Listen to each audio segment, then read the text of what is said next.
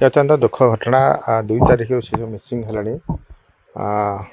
आमर विरोधी दल नेता नवीन पट्टनायक महोदय प्रथम जानला पर ट्वीट करते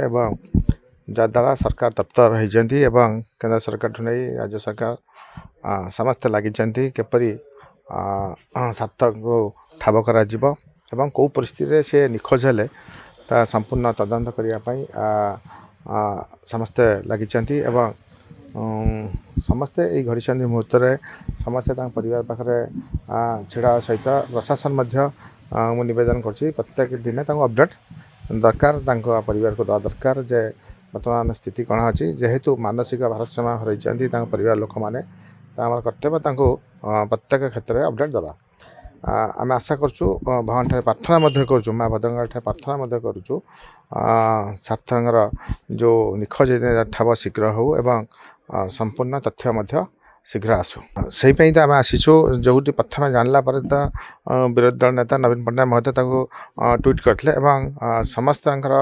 ये कथा प्रेसर रही शीघ्र सरकार इनको ठाब करूँ सार्थक महापात्र को से आम आसलु परिवार भेटी कौन घटी कौन ना डिटेल्स बुझा आसलु अत्यंत दुखदायक घटना जे आम भद्रक अंचल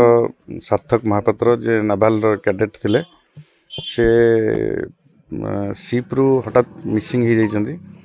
एवं ये खबर पाइला परे हमर नवीन पट्टनायक महोदय जे विरोधी दल नेता अच्छी से ट्वीट करथिले एवं तापरे प्रशासन राज्य सरकार समस्त तत्पर होइछन्ती एवं नवीन डीजी शिपिंग एवं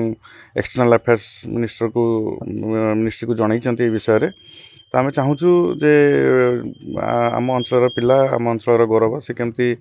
तुरंत ताकू ठाब करा जाऊ से कोठी अच्छी सी भितर निखोज अच्छी ना सी बाहर ये विषय रे अति गोटे जटिल प्रश्न सृष्टि यार तुरंत समाधान हो एवं external affairs ministry DG shipping मिसी ये तुरंत जो हजि जाइथिबा सार्थक महापात्र को केमती जल्दी आम मिल पारे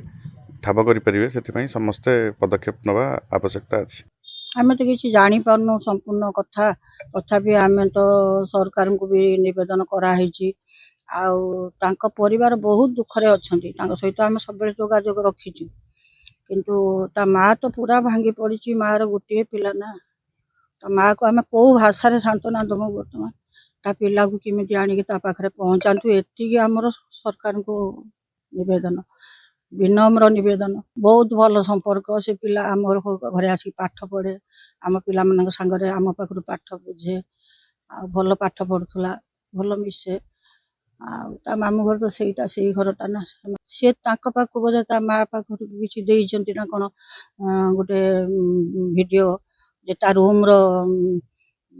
वीडियोटा पठेइचंती